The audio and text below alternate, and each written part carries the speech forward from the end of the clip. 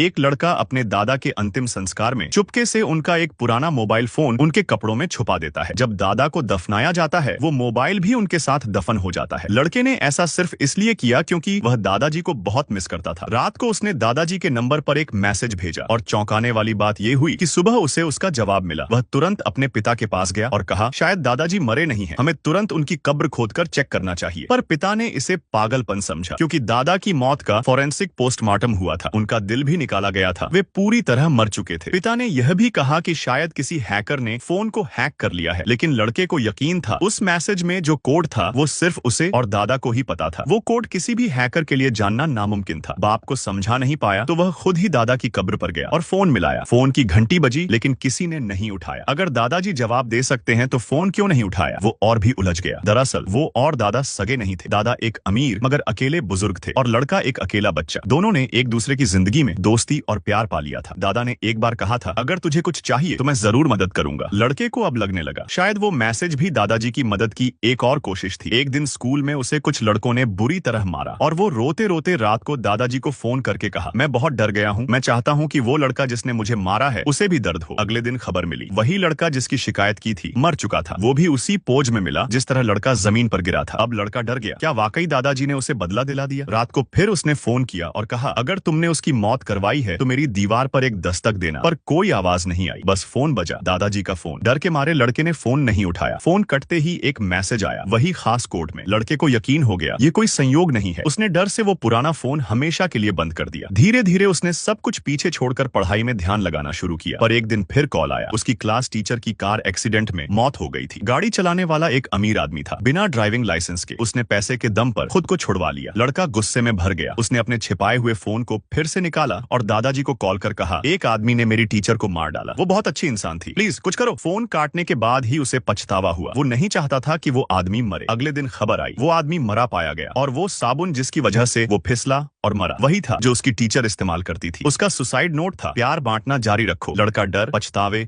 और दुख में डूब गया। वो दादाजी की पुरानी अलमारी खोलता है जिसमें दादा की पुरानी यादें थीं। उसे पता चलता है कि दादा का भी बचपन दुखों से भरा था, माँ को खोना, अकेलापन झेलना। शायद इसलिए वो उससे जुड़े रहना चाहते थे। आखिर में लड़के को फिर से एक मैसेज मिला, CCC। ये उनका एक और कोड था, शायद कह रहे थे कि अब सब कुछ बंद करो। लड़के ने माफी मांगी, शुक्रिया कहा और आखिरी बार फोन को उठाया। फिर दौड़ते हुए जंगल पार किया और फोन को नदी में फेंक दिया। क्योंकि भले ही उसे कई बातें अब भी समझ नहीं आई थी, पर एक बात वह जान गया था, अब उसे आगे बढ़ना है। अब मेरी बारी है जाने की। मैं चाहता हूँ जब मुझे दफनाया जाए मेरी जेबें खाली हों।